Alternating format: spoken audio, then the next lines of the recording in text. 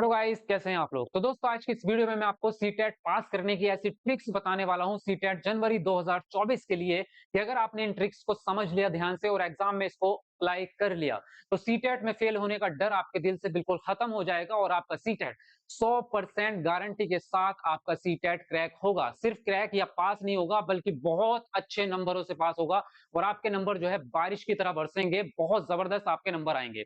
और जहां रही टाइम लिमिट की बात की, एक प्रश्न को सॉल्व करने के लिए 1 ही मिनट का टाइम मिलता है, यानी कि आपको जो है 150 क्वेश्चंस 150 ही मिनट में सॉल्व करने होते हैं। तो आप एक प्रश्न को 1 मिनट में नहीं बल्कि 15 सेकंड के अंदर सॉल्व करोगे इस ट्रिक के माध्यम से और आप 2.5 घंटे का पेपर 1.5-2 घंटे में सॉल्व करके आ जाओगे। तो जबरदस्त वीडियो होने वाली है। ऐसी वीडियो आपने पहले कभी नहीं देखी होगी। बहुत जबरदस्त तरीके से नए पैटर्न के साथ मैं आपको समझाऊंगा। तो चलिए शुरू करते हैं। और शुरू करने से पहले अगर आप नए हैं चैनल पर तो चैनल को सब्सक्राइब कर लो, साथ में बेल आइकन जरूर दबाना, उससे आपको नोटिफिकेशन मिलती रहेगी आने वाली वीडियोस की। तो इस तरह की अभी और भी बहुत सारी वीडियोस आएंगी और जबरदस्त आपकी तैयारी होगी सीटेट की। इतनी जबरदस्त तैयारी आपकी इस बार हो जाएगी कि आप सीटेट के किंग बन जाओगे। बहुत जबरदस्त आपका सीटेट में महारत हासिल कर लोगे। तो चलिए शुरू करते हैं। सब्सक्राइब अगर अभी तक नहीं किया तो कर लो, सोचो मत। इससे बेस्ट कंटेंट आपको पूरे यूट्यूब पे कहीं नहीं मिल सकता, आप खुद चैनल पे जाके देखेंगे। तो तैयारी अगर बेस्ट करनी है तो आप चैनल को सब्सक्राइब कर लो फटाफट से और साथ में बेल आइकन जरूर दबाना। चलिए शुरू करते हैं। और शुरू करने से पहले मैं आपको एक हिंट दे रहा हूं, थोड़ा सा गाइडेंस दे रहा हूं, वो बहुत जरूरी है कि सिर्फ आपको एक वीडियो देखनी है और वो मैं आपको बता देता हूं।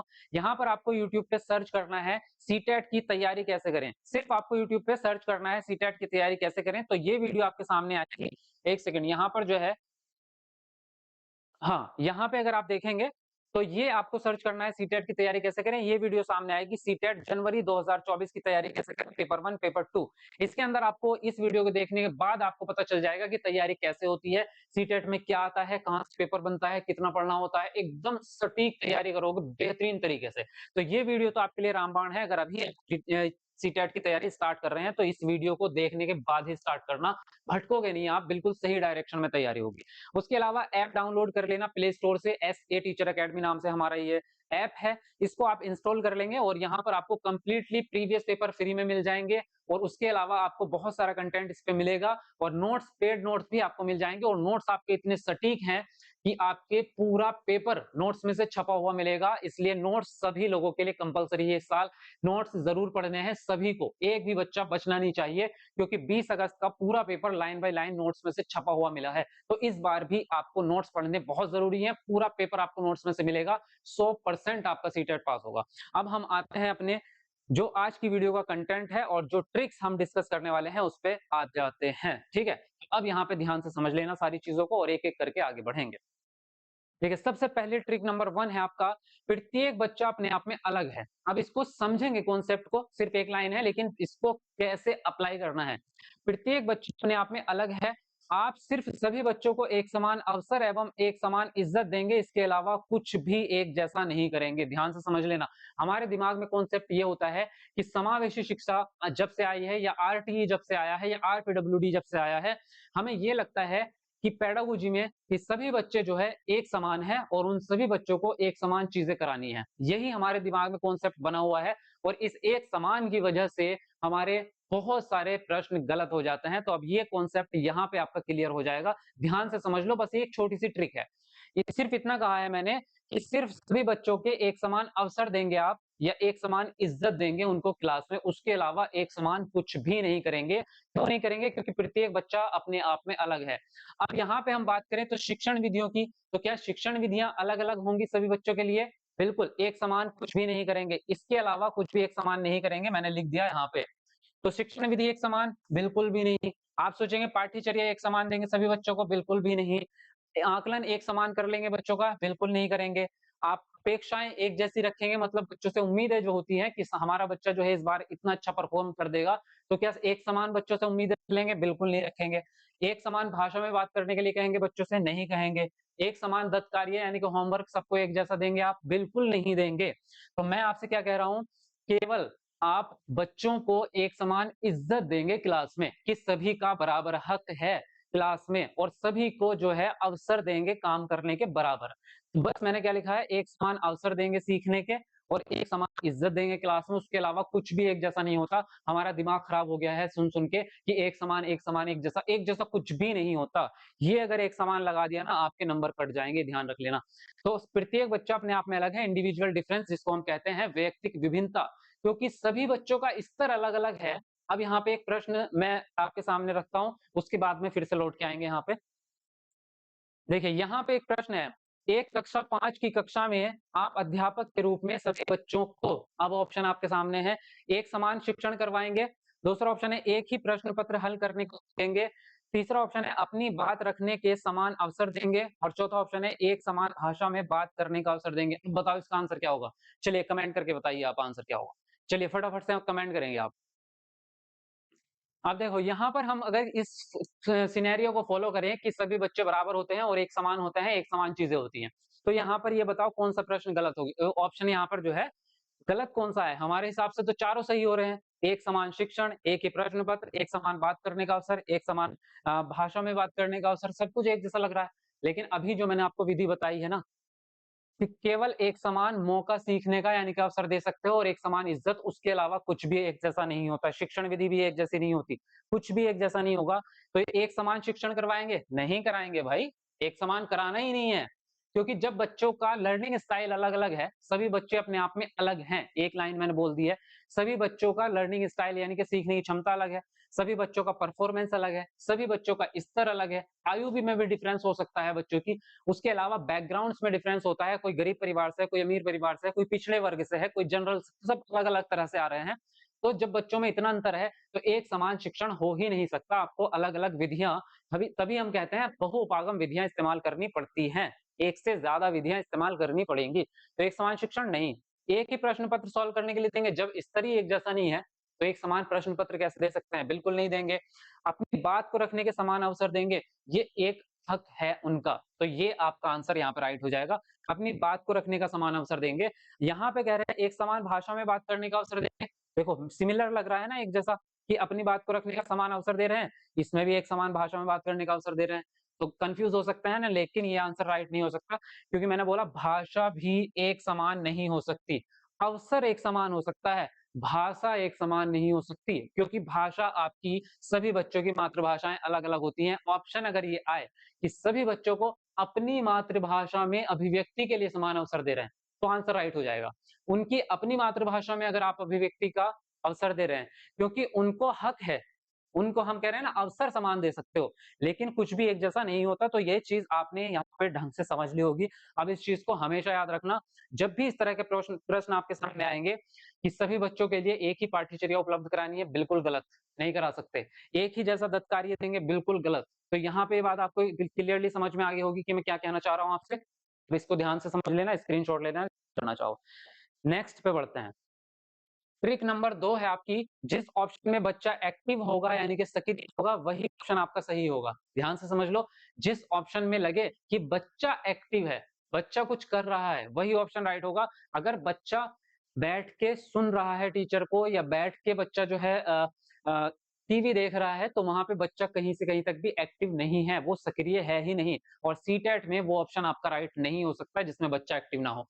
अब देख लो ध्यान से, एक ईवीएस की कक्षा में बीज अंकुरण की विधि सिखाने की सबसे अच्छी तकनीक कौन सी होगी? ऑप्शन है आपके सामने, देखिए ऑप्शन है आपके सामने, कक्षा में एक किसान को बुलाकर उससे बीज अंकुरण की प्रक्रिया को समझाने के कहेंगे, दूसरा ऑप्शन है बच्चे को बीज अंकुरण पर बनी एक वीडियो फिल्म टीवी में दिखाएंगे, तीसरा ऑप्शन है बोर्ड पर चित्र बनाकर तथा चार्ट पेपर के माध्यम से बताएंगे, और चौथा ऑप्शन है यहाँ पर आपका,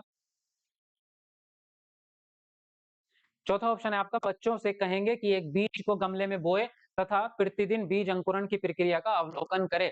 यहाँ पे अगर हम देखें चारों ऑप्शन को, तो पहले ऑप्शन में कक्षा में एक किसान को बुलाया आपने और किसान ने समझाया कि बीज अंकुरण कैसे होता है, तो यहाँ पे क्या बच्चा एक्टिव है? बच्चे ने खुद से कोई काम किया है? बिल्कुल नहीं किया।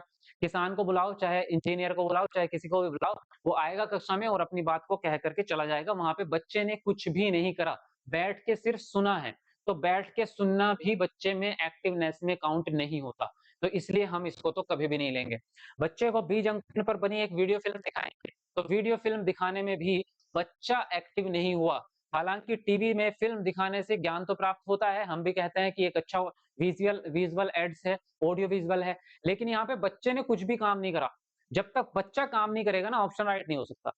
बोर्ड पर चित्र बनाकर चार्ट पेपर के माध्यम से समझाएंगे तो बिल्कुल नहीं समझाएंगे।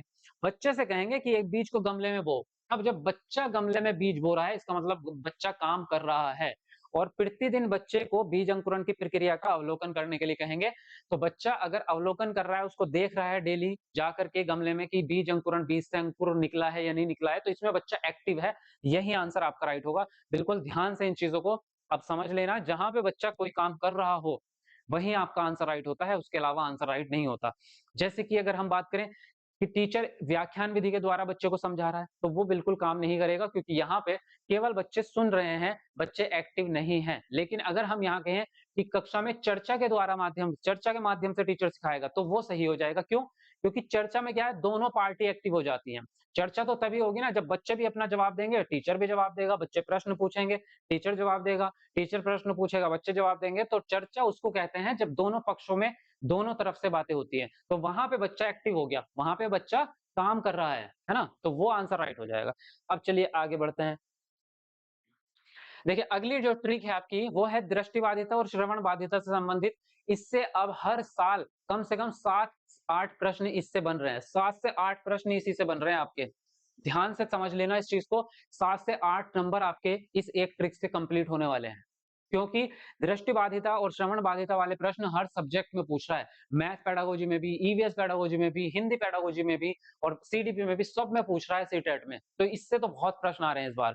और इसमें कंफ्यूजन थोड़ा सा होता है, बस इसको कंफ्यूजन को दूर कर लेंगे अभी।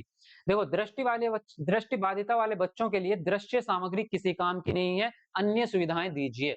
पहली ट्रिक, दृष्टि बाधिता वाला बच्चा है तो दृश्य सामग्री उसके किसी काम की नहीं है। क्यों? हमें ऐसा लगता है कई बार कंफ्यूजन, हम सेम चीजें पे चले जाते हैं। जैसे दृष्टि बाधिता वाला अगर प्रश्न आएगा तो हम दृष्टि बाधिता से मैच करके दृष्टि बाधिता वाले ही ऑप्शन को राइट कर देते हैं। तो ये नहीं करना, अब हमें अपोजिट जाना है। क्योंकि दृष्टि बाधिता वाला बच्चा है यानी कि उसको देखने में दिक्कत हो रही है। अब जब देखने में दिक्कत हो रही है तो दृश्य सामग्री उसे किस काम की नहीं है। फिल्म दिखाओगे उसको तो किस काम की है, जब वो देख ही नहीं पा रहा। चित्र दिखाओगे किस काम के हैं, जब वो देख ही नहीं पा रहा। तो उसको अब क्या करना पड़ेगा, उसको सुनने वाली चीजें दे दो, बोल करके बता दो, टच करके बता दो, चीजों को छू करके पता कर लेगा। तो ये चीजें उसको उपलब्ध करवाओ। इसी प्रकार से उल्टा हो जाएगा श्रवण बाधिता वाले बच्चों के लिए श्रव्य सामग्री किसी काम की नहीं है। जब श्रवण बाधिता वाला बच्चा है यानी कि उसको सुनने में दिक्कत हो रही है, तो श्रवण बाधित सामग्री उसे किसी काम की नहीं है। जब सुन नहीं पा रहा तो आप उसको कितना ही बोल बोल के समझा लो, कितना ही अच्छा एक्सप्लेनेशन दे लो, उसके किसी काम का नहीं आएगा, क्योंकि वो सुन ही नहीं रहा है। आप उसको चाहे तो रेडियो में उसको जो है कोई स्पीच दे दो, या फिल्म भी अगर आप उसको दिखा रहे हो, जब उसका कंटेंट उसको सुनाई ही नहीं दे रहा तो उसके किसी काम का नहीं है ना। तो अब हम यहाँ पर जो है प्रश्न रखते हैं सामने और उसके हिसाब से समझते हैं। देखो प्रश्न है, दृष्टि बाधित विद्यार्थियों के सफल सफल समावेशन के लिए एक अध्यापक को क्या करना चाहिए। फर्स्ट ऑप्शन है चित्रों वाली पुस्तकें देनी चाहिए। एक तो पुस्तक होती है जिसमें लिखित सामग्री, साथ में उसने चित्र ऐड कर दिए, तो क्या ये चलेगी। दूसरा ऑप्शन है चार्ट पेपर के द्वारा पढ़ाना चाहिए। तीसरा है 1 घंटा अतिरिक्त पढ़ाना चाहिए, क्योंकि उसको दिक्कत है तो उसको सामान्य बच्चों से थोड़ा ज्यादा पढ़ा दो। चौथा ऑप्शन है मौखिक संप्रेषण अधिक करना चाहिए तथा पाठ की ऑडियो कैसेट उपलब्ध करानी चाहिए। कौन सा ऑप्शन राइट होगा, चलिए आप भी कमेंट करके बताएंगे। देखिए तो अब समझे, यहाँ पे दृष्टिबाधिता वाला बच्चा है तो चित्रों वाली पुस्तक दृश्य सामग्री है या श्रव्य है, तो दृश्य सामग्री है, इसलिए आंसर राइट नहीं हो सकता, क्योंकि वो देख ही नहीं पा रहा, तो दृश्य सामग्री किसी काम की नहीं। चार्ट पेपर भी दृश्य सामग्री होती है, जब वो चार्ट पेपर को देख ही नहीं सकता तो वो किस काम का, उसके उसके किसी काम का नहीं होगा। 1 घंटा अतिरिक्त पढ़ाने से कोई लाभ नहीं होगा। आप उसको अगर गलत चीजों से पढ़ा रहे हो, या सामग्री गलत है, या आपकी टेक्निक गलत है, तो 1 घंटा क्या आप उसको 10 घंटा भी एक्स्ट्रा पढ़ा दोगे तब भी कोई फायदा नहीं होगा। ठीक है। मौखिक संप्रेषण अधिक करना चाहिए। जब बच्चे को देखने में दिक्कत है तो वो सुन करके बातों को समझ लेगा, इसलिए उसको आप बोल करके मौखिक संप्रेषण के द्वारा ज्यादा चीजें समझा सकते हैं। और पाठ को ऑडियो में, ऑडियो मतलब आवाज रिकॉर्डिंग में उपलब्ध कराएंगे तो वो उसको सुन लेगा और सुन करके समझ जाएगा। तो ये ऑप्शन आपका यहाँ पर सही हो जाएगा। आई थिंक इस चीज को, कॉन्सेप्ट को क्लियर हो गया होगा आपका। चलिए ये प्रश्न आपके सामने है नेक्स्ट। श्रवण बाधिता वाले बच्चों के सफल समावेशन के लिए अध्यापक को क्या करना चाहिए। फर्स्ट ऑप्शन है जानकारी प्रस्तुत करने के लिए व्याख्यान विधि का प्रयोग। दूसरा है टीवी या कंप्यूटर में वीडियो फिल्म दिखानी चाहिए। तीसरा है आकलन के लिए साक्षात्कार विधि। चौथा ऑप्शन है आपका बच्चों को आपस में चर्चा करने को कहेंगे? चलिए, तो इसका आंसर मैं आपको नहीं बताने वाला हूँ, इसका आंसर अब आप लोग बताएँगे कमेंट करके। और इसकी अभी और भी बहुत सारी ऐसी ट्रिक्स हैं जो आपके बहुत काम आएगी सीटेट में, और इनको समझने के बाद आपके सीटेट में नंबर भी अच्छे आएँगे और आपका जो है बहुत ज़्यादा कंटेंट पढ़ने से आप बचेंगे, कम चीज़ों में ज़्यादा चीज़ें सीखेंगे। तो वीडियो को यहीं फिनिश करते हैं, वीडियो को लाइक, शेयर ज़रूर करें और अगर अभी तक चैनल को सब्सक्राइब नहीं किया तो सब्सक्राइब करके जाना और साथ में बेल आइकन को ऑल वाले पे क्लिक करना। और साथ में भाई ये चीज़ें ज़रूर कर लेना, एक तो ये वीडियो देख लेना जो मैंने आपको बताई है, सीटेट की तैयारी कैसे करें। उसके अलावा एक ये ऐप डाउनलोड करके नोट्स ज़रूर ले लेना यहाँ से, क्योंकि नोट्स आपके बहुत काम के हैं, इसीलिए बार-बार कह रहा हूँ। नोट्स में से पूरा पेपर छपा हुआ मिलेगा आपको गारंटी से। तो ये नोट्स आपको पढ़ने ही पढ़ने हैं, इस पे जाके ऐप पे जाके नोट्स ले लेना। उसके अलावा ये वीडियो ज़रूर देखना, सीटेट की तैयारी कैसे करें, ये वीडियो आपके सामने आ जाएगी, ठीक है? चलिए मिलते हैं आपको नेक्स्ट वीडियो में, तब तक के लिए बाय-बाय, टेक केयर।